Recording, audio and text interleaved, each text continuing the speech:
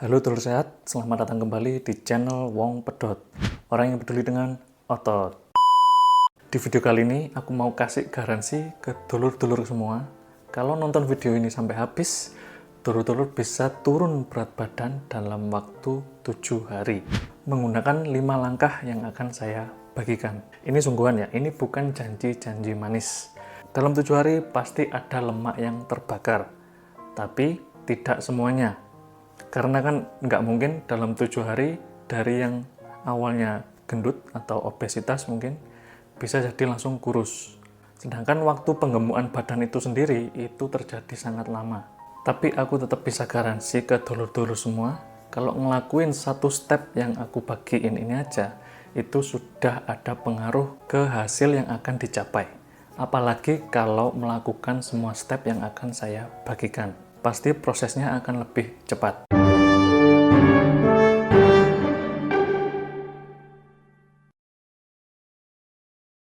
Buat yang belum kenal, namaku Wigo. Aku praktisi di bidang kebugaran ini selama 10 tahun lebih.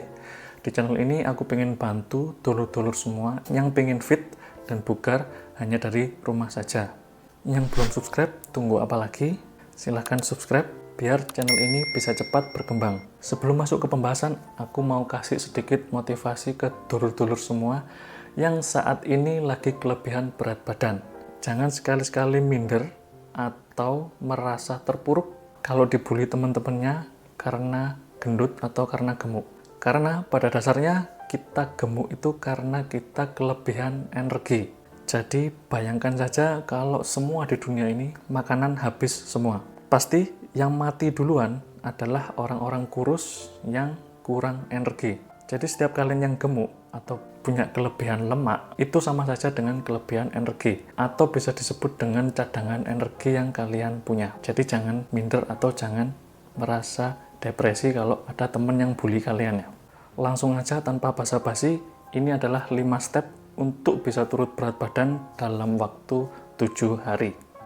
Yang pertama adalah puasa. Kenapa puasa? Karena puasa adalah cara yang paling gampang, karena tidak memasukkan apapun ke dalam mulut kita, dan cara yang paling murah, karena kita tidak perlu membeli apa-apa. Jadi bisa untuk lebih hemat. Puasa yang sering digembar-gemborkan di sosial media itu namanya adalah intermittent fasting. Intermittent fasting ini adalah puasa dengan jendela makan, dan ada tahapannya. Tahapan yang pertama itu biasanya adalah 12-12. Yang dimaksud adalah 12 jam puasa, 12 jam jendela makan. Itu berarti kita disuruh puasa selama 12 jam, dan 12 jam kemudian kita boleh makan yang ada kandungan kalorinya. Jadi selama puasa kita boleh minum yang tidak mengandung kalori. Misal minum kopi hitam tanpa gula, atau minum air putih, atau minum teh tawar. Tahap yang kedua itu 14-10, jadi 14 jam puasa dan 10 jam jendela makan. Kalau sudah terbiasa lagi, lanjut ke 16-8, dan ini tahapan terakhir dari intermittent fasting yang paling ideal, yaitu 16 jam puasa dan 8 jam jendela makan. Itu seperti halnya kita membalikkan kebiasaan yang biasanya kita itu tidur selama 8 jam, yang berarti kita 8 jam puasa, dan 16 jam kita biasanya langsung makan.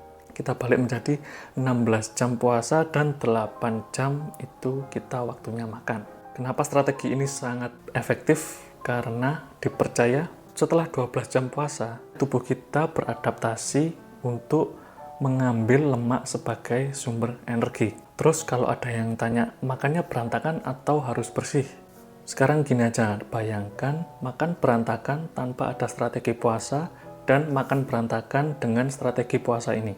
Pasti lebih mending makan berantakan dengan strategi puasa ini.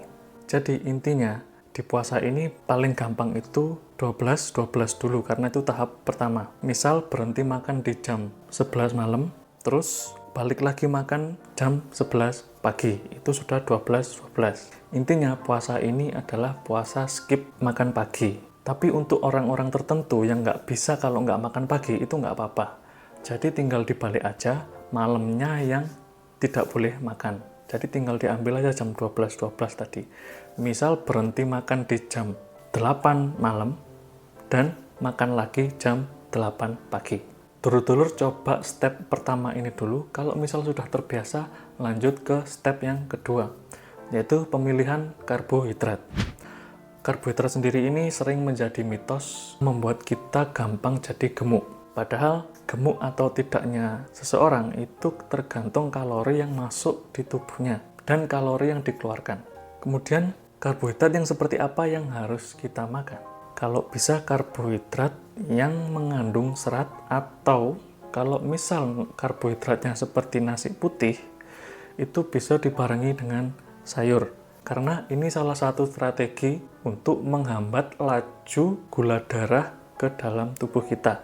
Jadi kalau ada serat dalam karbo, laju gula darah itu akan semakin melambat, yang akhirnya kerja pankreas kita yang tugasnya itu mengirim insulin kalau terjadi lonjakan gula darah itu jadi lebih ringan. Karena kebanyakan kasus di Indonesia, kita itu kebanyakan simple karbo yang tanpa serat, seperti nasi putih tadi tanpa ada serat. Jadi gula darah sering naik dan insulin di tubuh kita terlalu banyak. Yang kalau kebanyakan nanti bisa terjadi resistensi insulin. Itulah penyebab utama orang-orang Indonesia kebanyakan obesitas. Kemudian kurangi karbohidrat olahan. Seperti tepung-tepungan yang biasa kita jumpai, yang sudah jadi roti, jadi kue-kuean, jadi gorengan, dan lain-lain. Karena semua tepung-tepungan itu tadi sama halnya dengan sifat karbohidrat yang ada di nasi putih. Mereka simple karbo, bukan karbohidrat yang kompleks. Jadi kalau bisa makan karbohidrat yang alami seperti nasi merah, terus mungkin kentang bisa sama kulitnya karena kulit dari kentang sendiri itu serat. Bisa umbi-umbian, kalau saya sendiri misalnya kepingin manis-manis, saya langsung beli ubi cilembu. Karena ubi cilembu sendiri manisnya sudah alami dari ubi tersebut. Kemudian kalau sudah terbiasa memilah-milah karbohidrat yang baik, dulur-dulur bisa melanjutkan ke step yang berikutnya, yaitu mengutamakan protein. Kenapa kok protein? Karena protein sendiri ini sifatnya bikin kita lebih kenyang. Kalau kita sudah lebih kenyang, jendela makan untuk makan ke berikutnya itu semakin lama. Jadi sudah pasti kalau makan banyak protein itu pasti defisit kalori. Misalnya aja yang gampang, kalau kita kebiasaan makan mie sama nasi, itu coba diganti mie pakai telur. Telurnya kalau bisa 2, itu lebih bagus lagi. Jadi sumber protein sendiri ini ada 2, yaitu protein hewani dan protein nabati. Perbedaan hewani dan nabati ini, kalau di hewani itu asam aminonya lebih lengkap daripada yang di nabati. Jadi secara ideal memang protein di hewani lebih bagus daripada di nabati. Cuman kalau nabati itu untuk dicerna dalam tubuh itu lebih gampang daripada hewani. Kalau saya pribadi sih saya makan keduanya. Contohnya yang dari hewani adalah ayam, daging, telur, ikan. Terus kalau dari produk susu bisa jadi dari keju, dari yogurt. Tapi kalau yogurt biasanya kalau yang dikemasan di supermarket itu banyak gulanya, jadi cari yang plain atau yang tanpa rasa. Kalau misalnya yang nabati bisa tempe, tahu, atau sayur kayak brokoli, itu banyak proteinnya. Terus kalau misal cara masaknya, itu biasanya bisa dikukus, direbus, dipanggang, atau dipepes. Kalau digoreng pun harus pakai olive oil atau coconut oil. Kenapa kok bukan minyak goreng? Karena minyak goreng sendiri itu mengandung omega 6 atau mengandung proinflamasi yang membuat tubuh kita ini radang. Dan itu bukan salah minyak gorengnya atau minyak sayur ini tadi, itu karena proses yang begitu panjang agar bisa jadi minyak itu yang membuat kandungan mineral yang dalam sayur itu rusak. Dan pastinya gizi dalam minyak tersebut tidak ada yang dibutuhkan dalam tubuh kita. Karena protein-protein ini tadi sudah mengandung lemak, jadi kalau bisa kita makan karbonya itu sedikit dikurangi. Biar tidak terjadi double energi. Karena lemak itu kan energi dan karbo juga energi. Paling tidak kalian bisa memilih antara kedua ini. Kalau karbo tinggi berarti cari lemak yang rendah.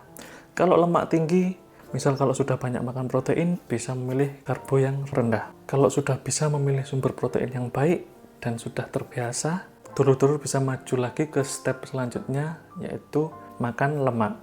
Dan ini sedikit tricky ya. Kenapa kok yang gemuk atau yang kelebihan berat badan atau yang kelebihan lemak ini tadi kok malah disuruh makan lemak?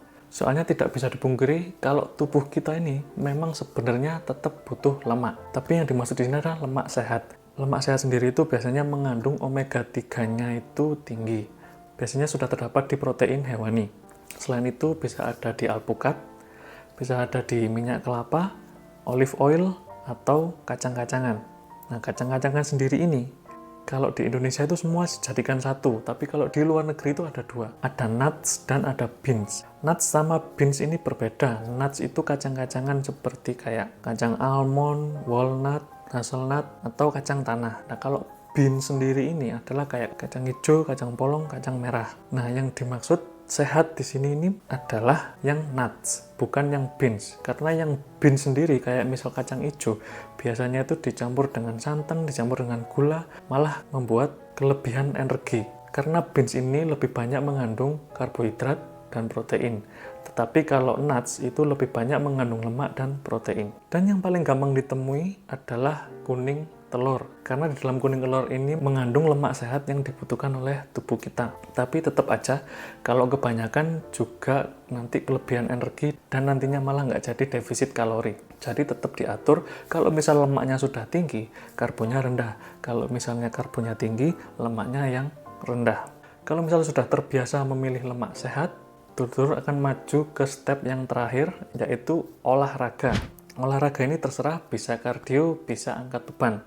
Kalau masih pemula, bisa jalan kaki dulu sekitaran kompleks selama 15-30 menit. Dan kalau misal sudah terbiasa, bisa ke angkat beban. Karena pembakaran gula terjadi lebih cepat pada saat kita angkat beban, bukan pada saat kardio. Apalagi olahraganya ini dilakukan pada saat perut kosong. Itu akan menjadikan tubuh kita membakar lemak lebih cepat. Karena sudah seperti yang aku bahas tadi, kalau setelah 12 jam itu tubuh kita akan membakar lemak. Apalagi dibuat olahraga, itu pasti tubuh membakar lemak lebih cepat. Jadi itu tadi 5 step untuk turun berat badan dalam 7 hari.